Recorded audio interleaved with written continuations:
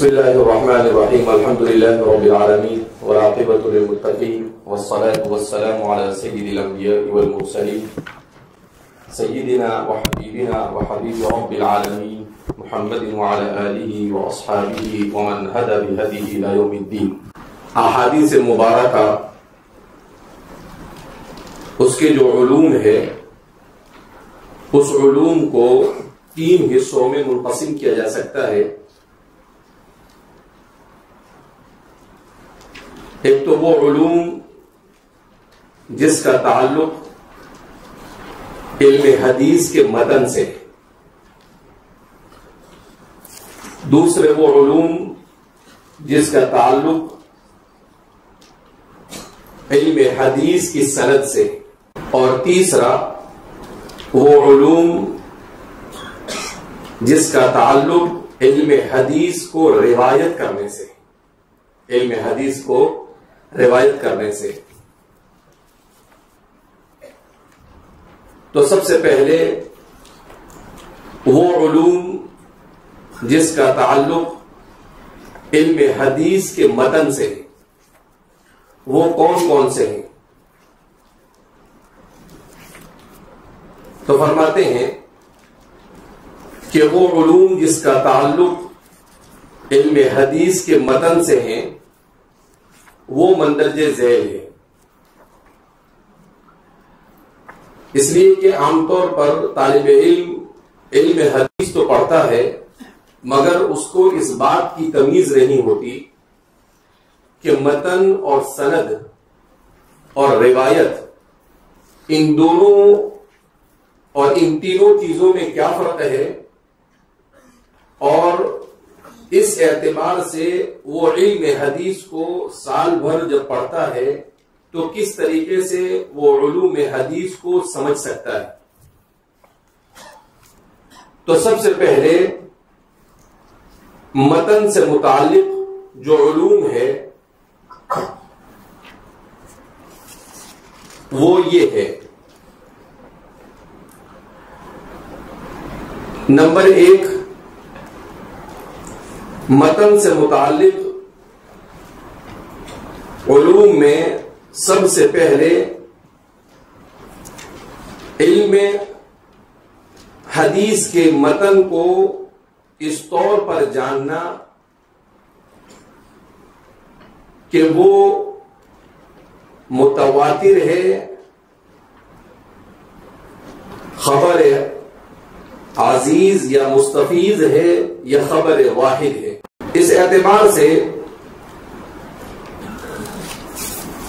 علم حدیث کے متن کو جاننے کے لیے ان علوم کا جاننا ضروری ہے. نمبر ایک، غریب الحدیث، حدیث کے الفاظ کے معانی لغوی، غریب الحدیث.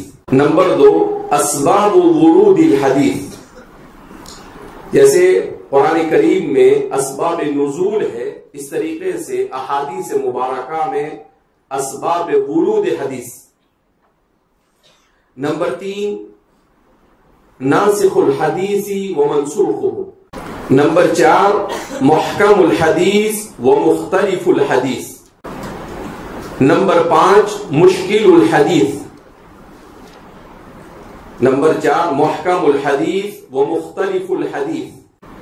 نمبر پانچ، مشکل الحدیث، حدیث کے متن میں وارد مشکل مضامین کو کس طرح سے سمجھا جائے. یعنی بہت ساری جگہیں ایسی آتی ہے حدیث میں کہ آدمی آسانی کے ساتھ اس کو سمجھ سکتا نہیں، تو ان مقامات پر، ان مشکل مقامات کے لیے مستقل ایک علم ہے جس کو مشکل الحدیث کے عنوان سے یاد کیا جاتا ہے.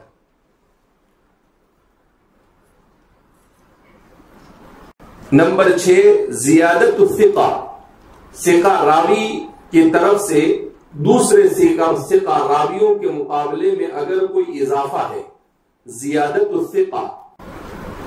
نمبر 7، فقہ الحدیث، حدیث سے کون سے مسائل مستنبط ہے.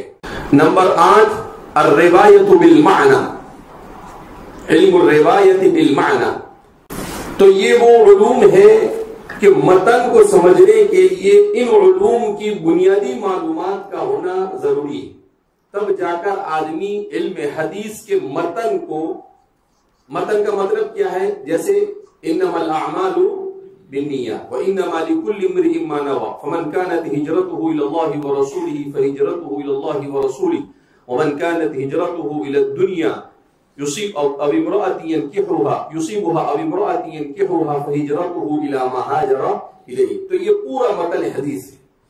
تو اس متن حدیث میں اگر کوئی ایسا لفظ آیا ہے جو کثیر الاستعمال نہیں ہے، اس کو غریب الحدیث کہیں گے، تو اس کا سمجھنا، اس کا سبب ورود کیا ہے، کیوں آپ صلی اللہ علیہ وسلم نے کس صحابی نے کس صحابیہ کے محبت کے اور ان کے نکاح کے لیے مکہ مکرمہ سے مدینہ کی طرف ہجرت کی، اور اس کے پس منظر میں رسول اللہ صلی اللہ علیہ وسلم نے اس روایت کو بیان کیا، تو اس کو کہتے ہیں سبب ورود حدیث، اسباب ورود الحدیث.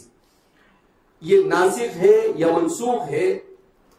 کیا کوئی اور روایت ایسی ہے جو اس کو منسوخ کرنے والی ہے، یا اس نے کسی روایت کو منسوخ کیا ہے، یا ناسخ اور منسوخ سے اس کا کوئی تعلق نہیں ہے؟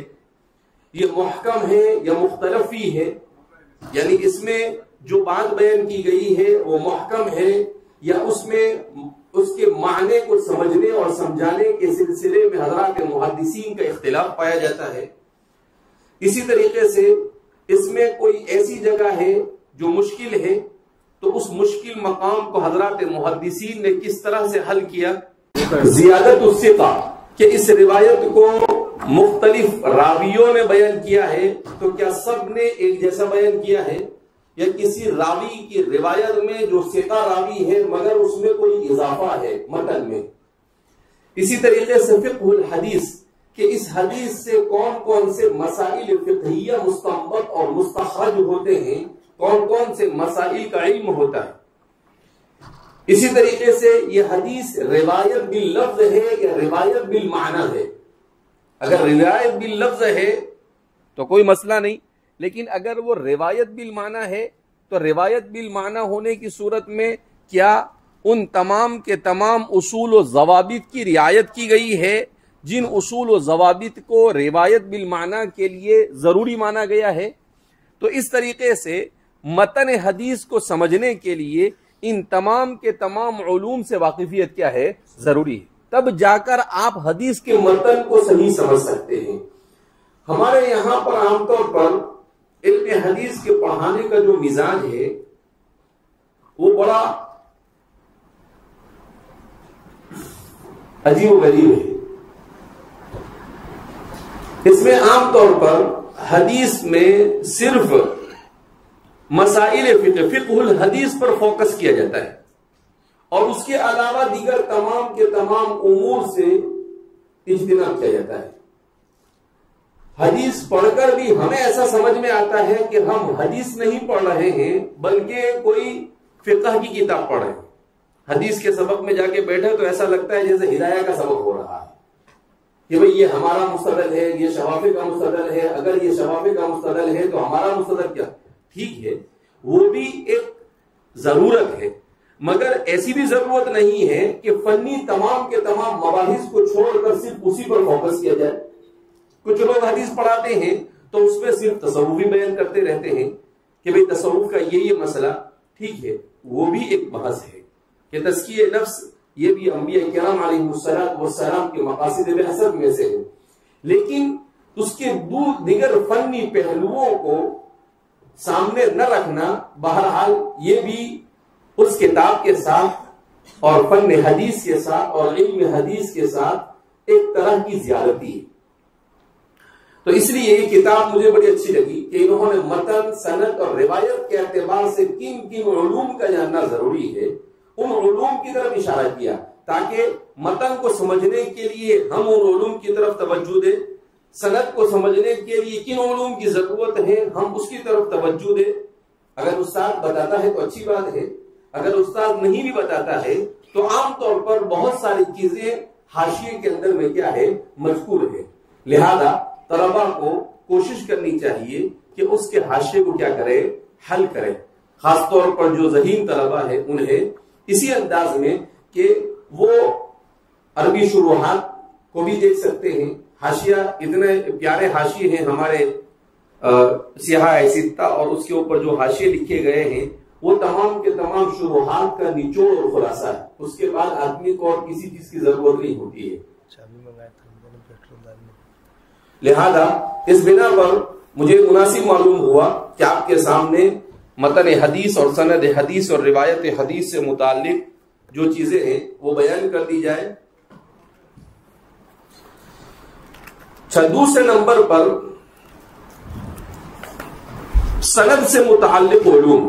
وہ کون سے علوم ہے جس کا علم حدیث کی سند سے متعلق جاننا کیا ہے، ضروری ہے. سند سے متعلق جن علوم اور جن چیزوں کا جاننا ضروری ہے وہ یہ ہے. نمبر 1 علم الاسناد. کیا مطلب کہ جس حدیث کو آپ کتاب کو پڑھ رہے ہیں یا روایت کر رہے ہیں اسے سند کے ساتھ روایت کر رہے ہیں یا بغیر سند کے روایت کر رہے ہیں. جیسے امام بخاری نے حدثنا الحمیدی کہہ کر کیا کیا ہے، بیان کیا ہے، تو امام بخاری نے پوری، لیکن صاحب ریاض الصالحین نے، صاحب مشکات نے اس کو سند کے ساتھ ہی بیان کیا ہے. وہ بیان کرتے ہیں وعن ابی ہریرہ رضی اللہ عنہ، تو وہ صرف حضرت ایک صحابی کا ذکر کرتے ہیں اور اس کے بعد کہتے ہیں متفق علیہ، کہ بھئی متفق علیہ ہے، ادھر اس کی سند آپ کو مل جائے گی. کہیں کہیں گے رواہ مسلم، کہیں کہیں گے ابو داؤد، کہیں کہیں گے ترمذی، کہیں کہیں گے ابن ماجہ. تو جس کا نام لیں گے آپ سند وہاں پر دیکھو تو اس کا مطلب یہ ہے کہ وہ سند کے ساتھ اس کو ذکر نہیں کیا گیا بلکہ اس کو بغیر سند کے ذکر کیا گیا. نمبر 2 الاتصال والعنعنہ، کہ سند متصل ہے یا وہ سند عنعنہ والی. جیسے امام بخاری سند متصل کے ساتھ بیان کر رہے ہیں، لیکن سند متصل بھی مختلف طرح کی ہوتی ہے. کبھی راوی بیان کرتا ہے اخبرنا، حدثنا، انبأنا کے ذریعے سے، اور کبھی بیان کرتا ہے عن کے ذریعے سے، عن کے ذریعے سے، عن ابی ہریرہ عن فلان وعن فلان وعن فلان، تو اس کو کہتے ہیں عنعنہ. تو اس سلسلے میں آپ مقدمہ مسلم میں تفصیل کے ساتھ بحث پڑھیں گے، اس لیے کہ امام مسلم نے اس پر بہت زور دے کر اپنے موقف کو بیان کیا ہے حدیث عنعنہ کے بارے میں، کہ کیا عنعنہ والی روایت کو صرف عنعنہ کے صیغے سے کوئی بیان کرے تو اسے قبول کرنا یہ درست ہے یا نہیں. تو اس سلسلے میں حضرات محدثین کے 3-4 مذاہب پائے جاتے ہیں. بعض لوگ اس میں تشدد سے کام لیتے ہیں، بعض لوگ اس میں تساہل سے کام لیتے ہیں، بعض لوگ اس میں میانہ روی اختیار کرتے ہیں.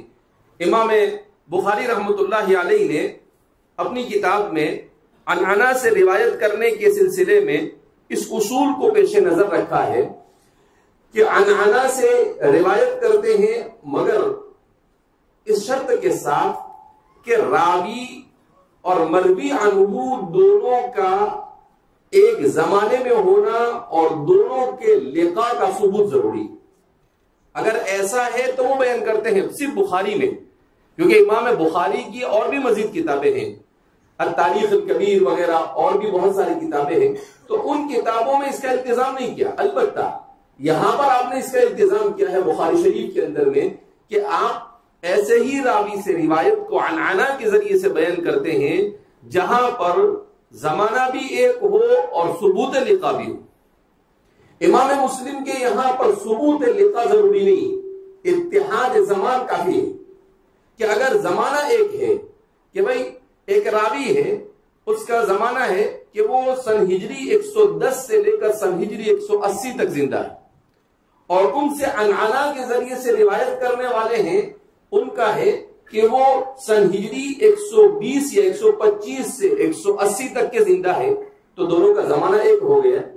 تو امکان لقاء ان کے یہاں کافی، ان کے یہاں پر کیا ہے امکان لقاء، کہ بھی لقاء ممکن ہے اس لیے کہ زمانہ ایک ہے. لیکن امام بخاری کے یہاں پر بخاری شریف میں ثبوت لقاء ضروری ہے. تو اسی کو کہتے ہیں کہ عنعنہ کے سلسلے میں العلم العالی والنازل، جس سند کے ساتھ وہ روایت کر رہے ہیں وہ عالی سند ہے یا نازل سند ہے. عالی سند اور نازل سند ہونے کا مطلب کیا ہے؟ عالی سند ہونے کا مطلب یہ ہے کہ کم سے کم راوی اس کے اندر پائے جائیں، اور نازل ہونے کا مطلب کیا ہے؟ زیادہ سے زیادہ راوی اس میں پائے جائیں. جیسے امام بخاری کی ثلاثیات بخاری یہ عالی اسانید ہے. امام احمد بن حنبل کی بکثرت پائی جاتی ہے. امام مالک کی تو پوری کتاب تقریباً ثلاثیات سے بھری ہوئی ہے. موطا امام مالک. کیوں بھائی؟ رہنے دے بھائی. حامد بھائی چھوڑ دے اس کو، رہنے دے، ابھی مت کر اس کو. تو اس کو عالی کہتے ہیں.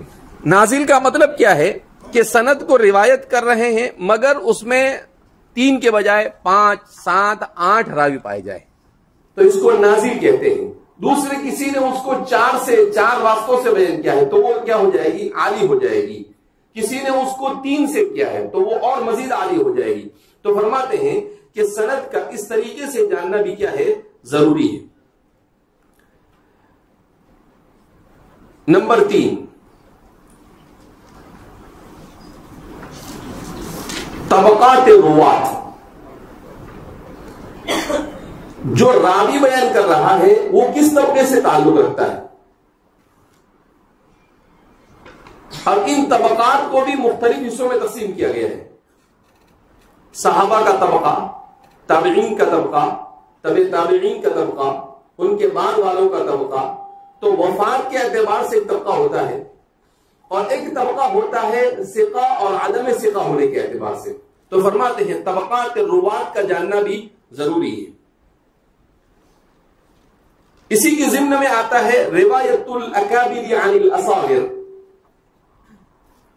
اکابر اصاغر سے روایت کریں، یعنی بڑے محدث ہیں، بڑی عمر کے ہیں مگر وہ اپنے سے کم عمر والے محدث سے روایت کریں تو اس کو کہتے ہیں روایت الاکابر عن الاصاغر. اسی طرح سے روایت الاقران، ایک زمانے کے ہیں، ایک جیسے ہیں ہر اعتبار سے، اس کو کہتے ہیں روایت الاقران. اس کی معرفت بھی سند کے اعتبار سے ضروری ہے.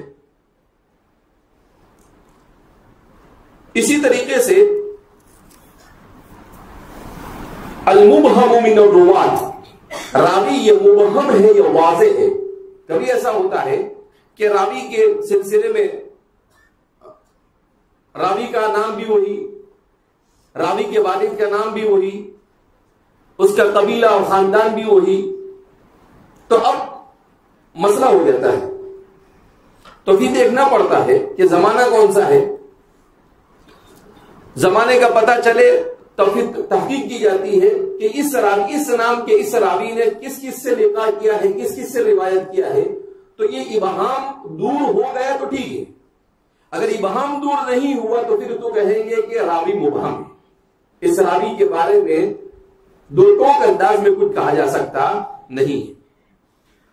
اسی طریقے سے علم الکنہ والالقاب، راوی وہ اپنے کنیت سے اور اپنے لقب سے مشہور ہے یا اپنے نام سے مشہور ہے. جیسے راویت الاسلام سیدنا و سید هذه الامہ حضرت ابو ہریرہ رضی اللہ تعالیٰ عنہ، یہ مشہور ہے. کس سے مشہور ہے؟ اپنی کنیت سے. ابو ہریرہ، ان کے نام کے سلسلے میں 40 اقوال پائے جاتے ہیں. حضرت ابو ہریرہ کے نام کے سلسلے میں کتنے اقوال پائے جاتے ہیں؟ حضرات محدثین کے 40 اقوال پائے جاتے ہیں. اگرچہ عبد الرحمن بن صخر کو الدوسی، عبد الرحمن بن صخر الدوسی، اس کو راجح قرار دیا جاتا ہے، لیکن اس کے علاوہ بھی بے شمار پائے جاتے ہیں. اب وہ مشہور ہو گئے ابو ہریرہ سے، ابو ہریرہ ہی سے، تو کنیت سے کیا ہو گئے؟ مشہور ہو گئے. اب جو کنیت سے مشہور ہے تو اس کا نام کیا ہے، اس کی تفصیلات کا جاننا. اگر کوئی لقب سے مشہور ہے جیسے امیر المؤمنین فی الحدیث امام بخاری، حاکم صاحب مستدرک، حاکم، جب بھی بولا جائے حاکم تو وہی مراد ہوتے ہیں، اور بھی بہت سارے لوگ حالانکہ حاکم گزرے ہیں مگر وہی مراد دیے جاتے ہیں. تو اس طرح سے جو لوگ لقب یا کنیت سے مشہور ہوتے ہیں ان کی تفصیلات کا جاننا راوی کے سلسلے میں وہ بھی ضروری ہے. اوطان الروات، راویوں کے وطن، کہ وہ کس وطن سے اور کس علاقے سے تعلق رکھتے ہیں، اس کا جاننا بھی ضروری ہے.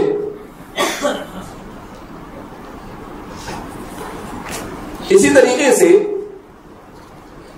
المتفق والمفترق، یعنی ایسے اسماء راویوں کے جو لفظاً اور خطاً دونوں اعتبار سے متفق ہو، البتہ شخص کے اعتبار سے مختلف ہو.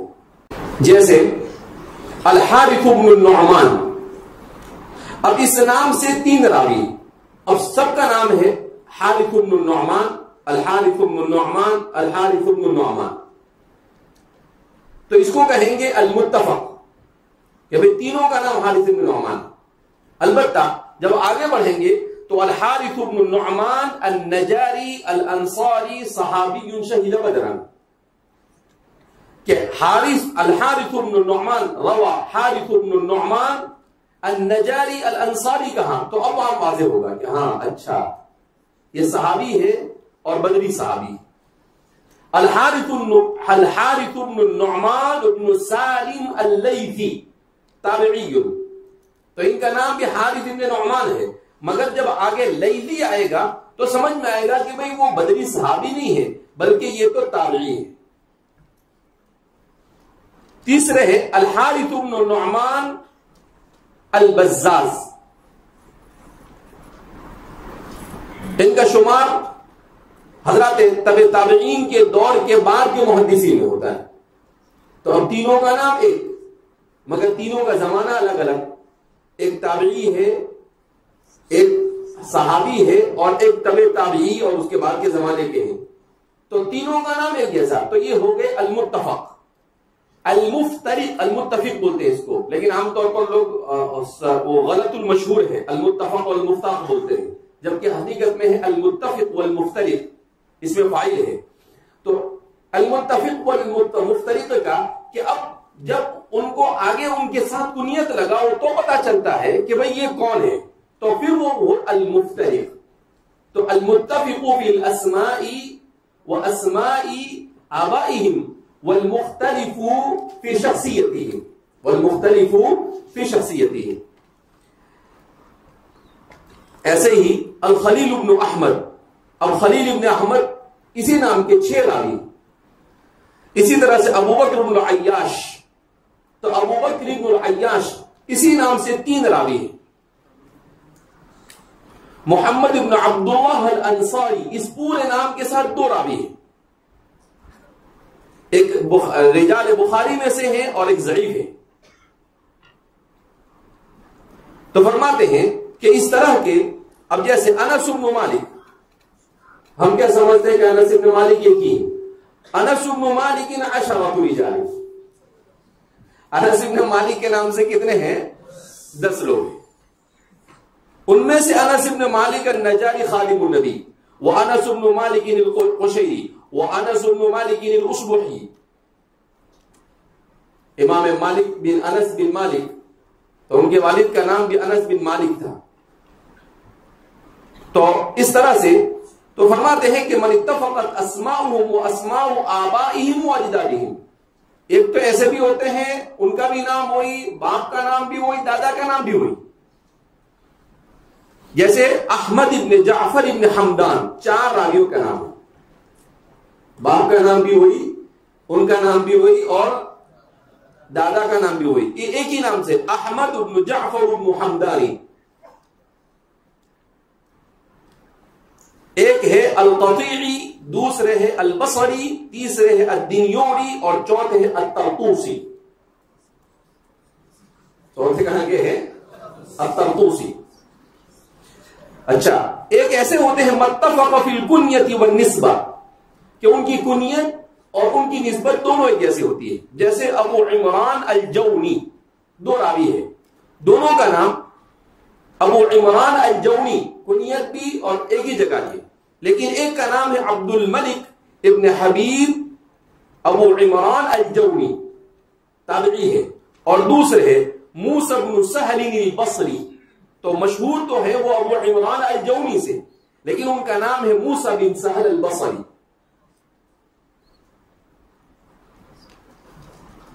تو اس لیے فرماتے ہیں کہ اس طرح کے یہ تو ہمارے محدثین کو اللہ جزائے خیر عطا فرمائے. اسی لیے ایک مستشرق نے اس بات کا اعتراف کیا ہے کہ 3 علم ایسے ہیں جو اس امت کی خصوصیت، اس امت سے پہلے کسی امت کے اندر یہ علم نہیں پائے گئے. ایک ہے علم الاسناد، دوسرا ہے علم الانساب، اور تیسرا ہے علم الاعراب. تینوں مشکل ہیں. علم الاسناد، سند کا علم، راویوں کی تفصیلات کے جاننے کو، یہ دنیا کی تاریخ میں امت محمدیہ سے پہلے کسی کے نہیں پائے گئے. اگر یہ علم ہوتا تو کسی بھی کتاب میں تحریف نہ ہوتی. ہماری پوری شریعت جو محفوظ رہی وہ برکت ہے علم الاسناد کی. وہ کس کی برکت ہے؟ علم الاسناد کی. اسی طریقے سے علم الانساب، یہ بھی دنیا میں کہیں پر محفوظ نہیں تھا کہ فلان ابن فلان ابن فلان ابن فلانی. یہ بھی اسی امت کی خصوصیت ہے. اور تیسری ہے علم الاعراب،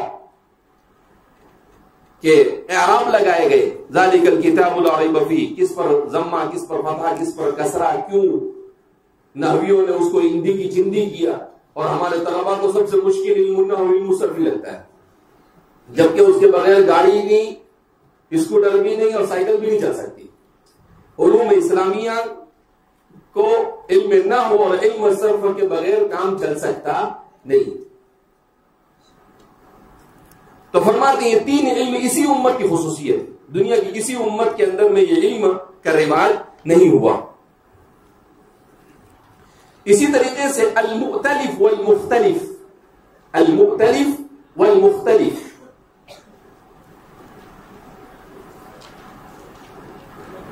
دونوں کے دونوں اس میں فاعل ہے. المختلف یہ بھی عام طور پر لوگ کہتے ہیں علم المختلف والمختلف. لا، مختلف والمختلف ہے، لیس المختلف والمختلف.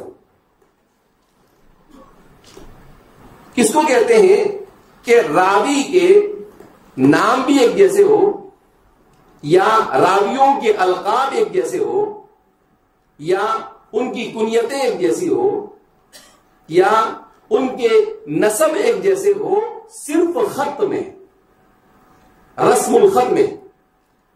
البتہ تلفظ کے اعتبار سے وہ الگ ہو، تلفظ کے اعتبار سے الگ، یعنی لکھا تو ایک جیسا جاتا ہو مگر پڑھا جاتا ہو تو وہ اس میں فرق پایا جاتا ہے.